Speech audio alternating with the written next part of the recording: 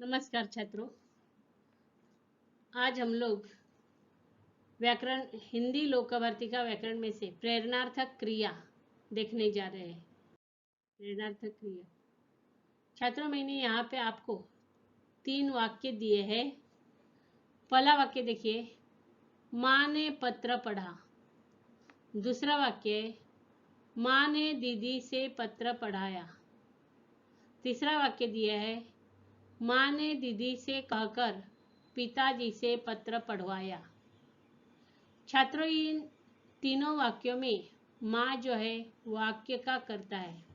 देखिए यहाँ पे माँ, इस बच्चों इन तीनों ही वाक्य में माँ करता है और पढ़ा, पहले वाक्य में पढ़ा, दूसरे वाक्य में पढ़ाया, तीसरे वाक्य में पढ़वाया, यह क्रिया है।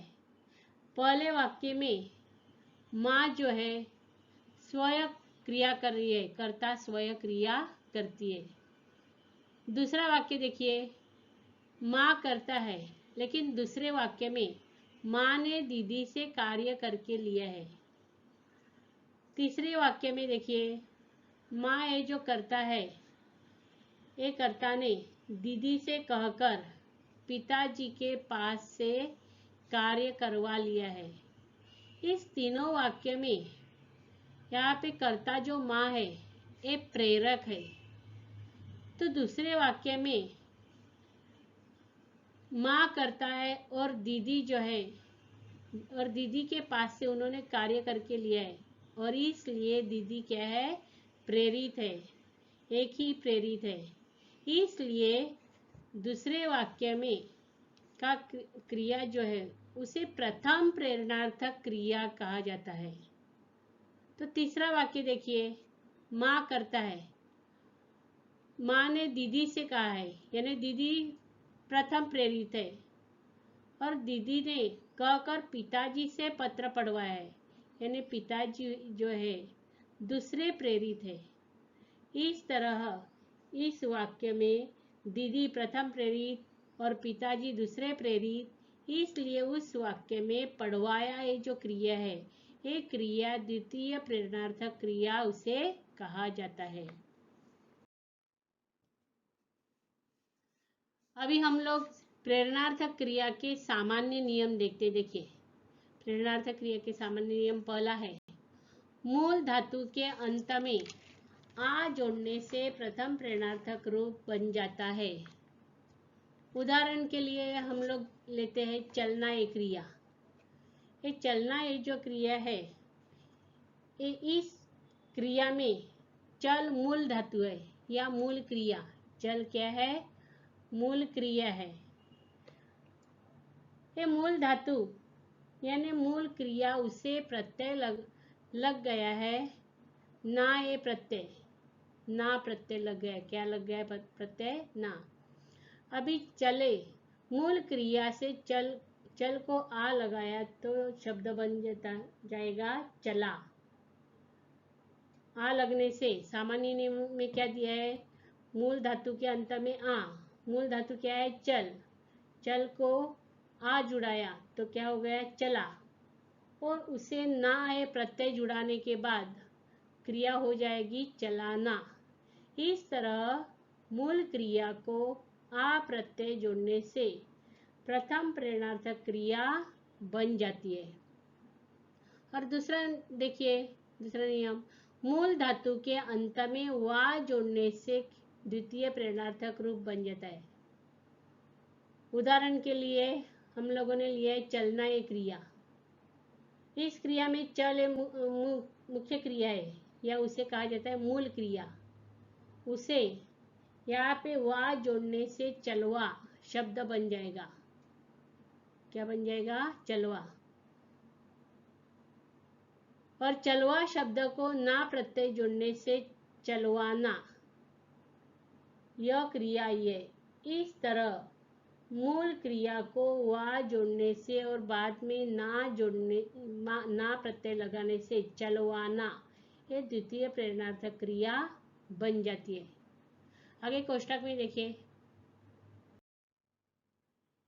यहाँ पे देखिए मैंने कोष्टक आपको दिया है। मूल धातु के अंत में आ जोड़ने से प्रथम प्रेरणार्थक और वा जोड़ने से द्वितीय प्रेरणार्थक रूप बन जाता है।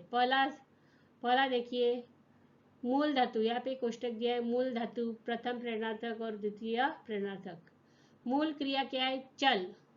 चल को क्या प्रत्यय लग गया है? ना प्रत्यय लगने के बाद यहाँ पे क्रिया क्या बन जाती है? चलना।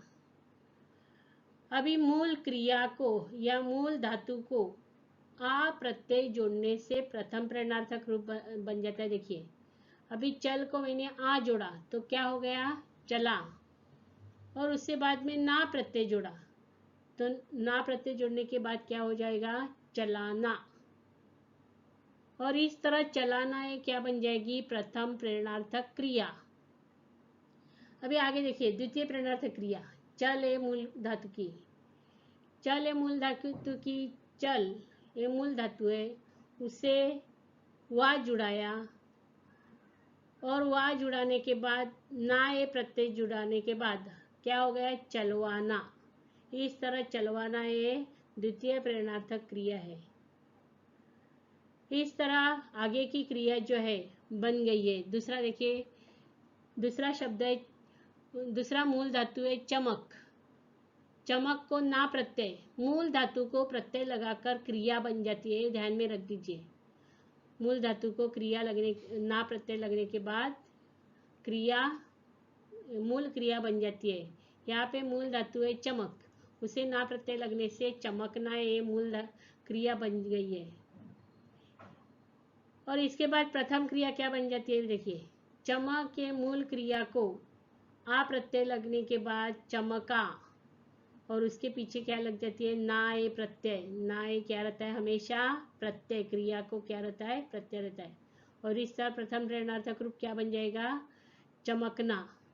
द्वितीय बन जाएगा चमकवाना, क्योंकि द्वितीय प्रेरणार्थक में वा मूल धातु को क्या लगाया जाता है? वा प्रत्यय, वा ये जुड़ाया जाता है और उसके बाद ना प्रत्यय जुड़ जाता है। इस तरह चमकवाना ये द्वितीय प्रेरणार्थक रूप बन जाता है। इस तरह आगे के ऐसे आप पढ़िए। इस तरह ऐसे सभी मूल धातु को आ और वा जोड़ने से क्या बन गया है? प्रथम प्रेरणार्थक और द्वितीय प्रेरणार्थक क्रिया बन गई है। आगे का नियम देखिए, यहाँ पे दूसरा नियम है, दो अक्षरों की, तीसरा नियम है, दो अक्षरों की धातु में ए अथवा ओ को छोड़कर आदि का अन्य दीर्घ स्वर ह्रस्व हो जाता है। दो अक्षरों की धातु जो रहती है, उदाहरण मैंने दिए, देखिए। उदाहरण के लिए क्रिया लेते हैं जागना। इस जागना क्रिया में जाग ए मूल धातु है। जाग ए मूल धातु को ना क्या लग गया है? प्रत्यय लग गया है, और प्रत्यय लगकर जागना क्रिया बन गई है। उस क्रिया का जाग ए मूल क्रिया को आ लगाने के बाद, आ लगाने से जगा ए शब्द बन जाएगा या ए क्रिया बन जाएगी, क्योंकि यहाँ पे दीर्घ, यहाँ पे जा एक दीर्घ अक्षर है। अभी ये दीर्घ अक्षर क्या बन जाएगा? ह्रस्व। इसलिए जा का ज बन गया है, जगा। जगा ये शब्द बन गया, जगा ये शब्द बन गया, और उसे आ प्रत्यय लगाने के बाद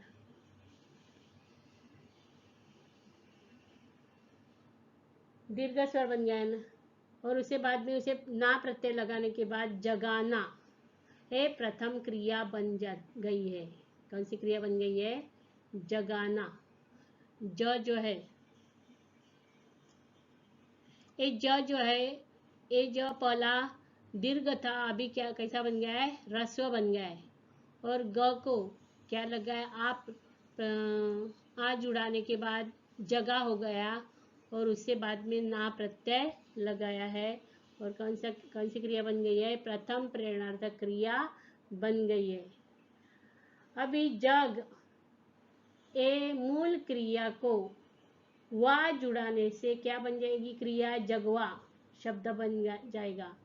और जगवा शब्द को या क्रिया को ना प्रत्यय लगाने के बाद जगवाना ये द्वितीय प्रेरणार्थक क्रिया बन गई है। कोष्टक देखिए छात्रों, कोष्टक में देखिए जागना हम लोगों ने क्रिया ली थी। अभी दूसरी क्रिया है जीतना। इस जीतना क्रिया में मूल धातु है जीत, उसे क्या लगा है, ना प्रत्यय लगा है, और ये ना प्रत्यय लगकर कौन सी क्रिया बन गई है, जीतना एक क्रिया बन गई। अभी जी ये दीर्घ वर्ण है, और दीर्घ वर्ण का क्या कैसा हो जाता है, ह्रस्व हो जाता है। प्रथम प्रेरणार्थक रूप में जी का ह्रस्व हो जाता है, और इसलिए प्रथम प्रेरणार्थक में जीत ए मूल ज का जी हो गया है, और जीत ए मूल क्रिया, उसे आ प्रत्यय लगने के बाद जीता एक क्रिया बन गई है, और उसके बाद में ना प्रत्यय लगने के बाद जीताना एक प्रथम प्रेरणार्थक रूप बन गया है। द्वितीय प्रेरणार्थक में देखिए जीत ए मूल धातु को या मूल क्रिया को वा जुड़ाने के बाद जितवा एक क्रिया बन जाएगी, और बाद में उसे ना प्रत्यय लगाने के बाद जितवाना। यहाँ पे इसमें देखिए छात्रों, जब प्रथम प्रेरणार्थक रूप बन जाती है तब प्रेरणार्थक रूप को आना, प्रथम प्रेरणार्थक रूप को आना और द्वितीय प्रेरणार्थक रूप को वाना, ये क्या लग जाता है, जुड़ाया जाता है या प्रत्यय लग जाता है, और प्रथम रूप बन जाता है और द्वितीय रूप प्रेरणार्थक रूप बन जाता है। इस तरह आगे की क्रिया। यहाँ पे दूसरे कोष्टक में देखिए पहली क्रिया दी है लेटना। ये लेटना ये जो क्रिया है, ले उसे ले यानी मूल क्रिया है लेट, उसे क्या लगा है, ना प्रत्यय। यहाँ पे ले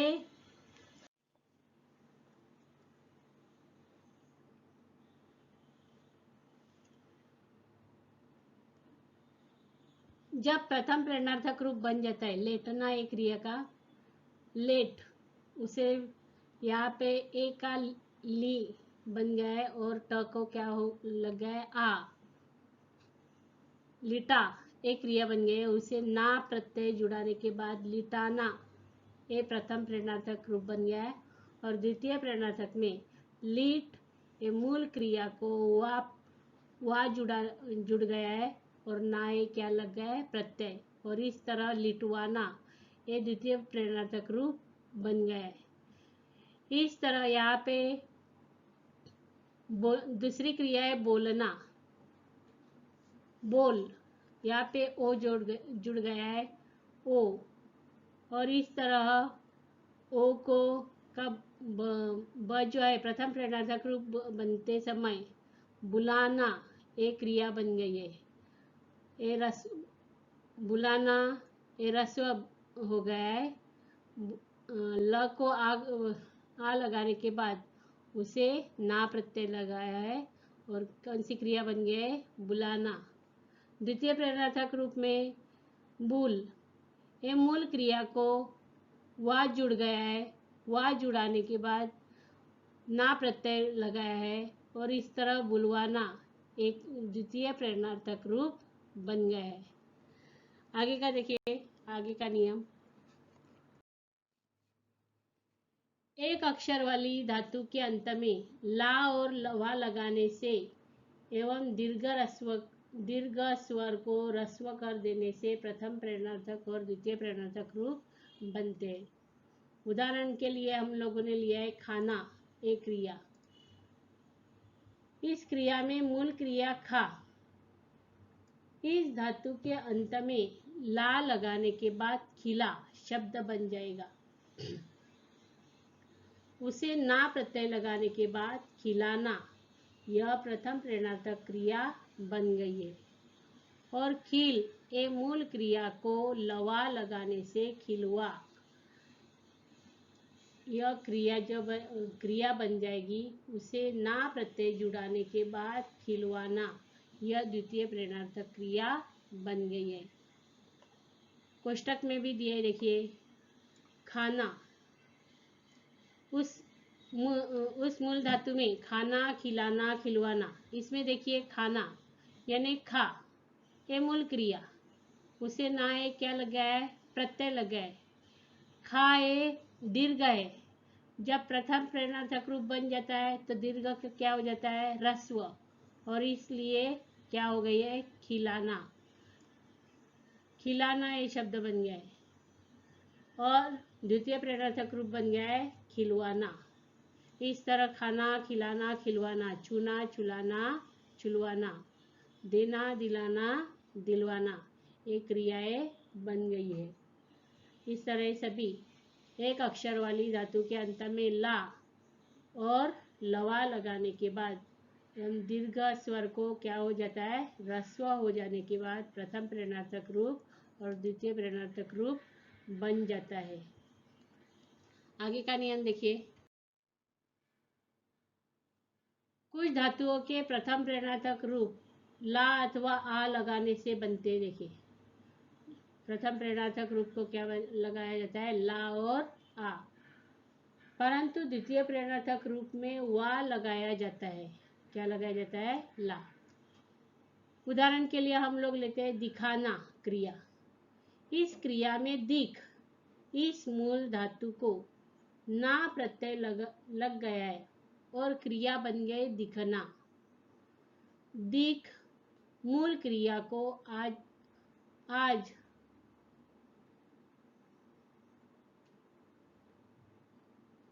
उड़ाने से क्रिया बन जाएगी दिखा, और उससे ना जुड़ाने के बाद क्रिया बन जाएगी दिखाना। ये प्रथम प्रेरणार्थक क्रिया बन गए। मूल धातु को ला प्रत्यय जोड़ने के बाद दिखला ये शब्द बन जाएगा, और उसे ना प्रत्यय जोड़ने के बाद दिलाना प्रथम प्रेरणार्थक क्रिया बन गई है।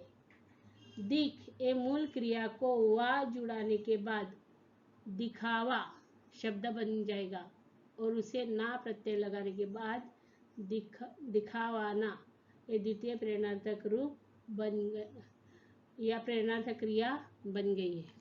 यहाँ पे कोष्टक में देखिए, दिखाना, प्रथम प्रेरणार्थक है दिखाना, दिखलाना, द्वितीय प्रेरणार्थक रूप है दिखवाना। देखिए, मूल क्रिया दिखना है, मूल धातु क्या आएगा, दिख, उसे ना क्या लग गया है, प्रत्यय।